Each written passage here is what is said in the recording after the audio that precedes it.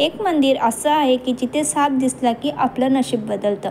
ते मंदिर कोठे आहे, आपण त्याची संपूर्ण माहिती या व्हिडिओमध्ये बघणार आहोत. मध्य प्रदेशातील सागरमधील बागराज हे एक प्रसिद्ध क्षेत्र आहे.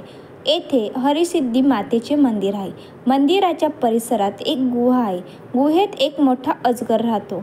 येथे अजगराला घाबरण्याऐवजी लोक त्याची रोज पूजा करतात. गुहेच्या प्रवेशद्वारावर पाणी अर्पण केले जाते आणि फुले ठेवली जातात. परिसरातील रहिवासी त्यांना अजगर दादा म्हणतात. असे मानले जाते की नवरात्रीमध्ये जो कोणी त्यांना पाहतो त्यांचे भाग्य उजळते. अजगर दादा रक्षक म्हणून मंदिरात उपस्थित असल्याचे सांगितले जाते. त्यामुळेच आजपर्यंत या संपूर्ण परिसरात कधीही सर्पदंश झालेलीची बातमी आलेली नाही किंवा या संदर्भात कुणालाही अनुचित प्रकार घडलेला दिसला नाही. अनेक दशकापासून लोक हा चमत्कार पाहत आहेत. जेव्हा जेव्हा नवरात्र येते किंवा मंदिराच्या आवारात कोणताही मोठा धार्मिक विधी केला जातो, तेव्हा अजगर दादा काळा नाग किंवा लहान अजगराच्या रूपात प्रकट होतो. मानव त्यांना स्पर्श करूनही पाहू शकतो. हे मातेच्या मंदिराचे मोठे वैभव आहे. त्या अजगराची लांबी 15 ते 20 असेल.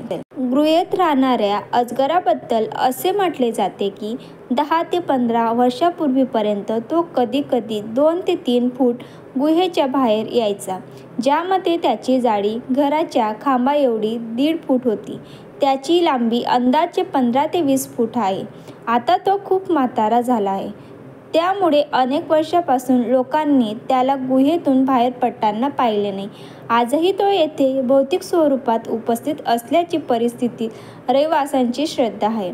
त्याच्या कृपेने आजपर्यंत ह्या भागात सापामुळे कधीही अपघात झाला नाही.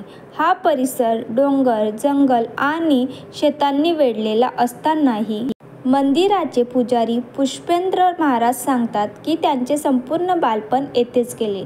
तेव्हापासून आतापर्यंत मा भगवतीच्या मंदिरात बागराज दादाच्या रूपाने चमत्कार प्रत्यक्ष पाहायला मिळतात. नवरात्रीच्या काळात किंवा मंदिरात कोणताही धार्मिक विधी असेल तेव्हा अजगर दादा कोणत्या ना कोणत्या रूपाने दर्शन देण्यासाठी येतात. त्याचे दर्शन घेतल्यास कार्यक्रमासाठी आशीर्वाद मिळतात, अशी श्रद्धा आहे. 3 ऑक्टोबरपासून नवरात्रीला सुरुवात होत आहे. प्रतिपदा आणि नवमीच्या दरम्यान एक ना एक दिवस अजगर दादा नक्कीच दिसेल. आता तो कोणाला आणि कोणत्या रूपात दर्शन देणार हे फक्त त्यालाच माहिती.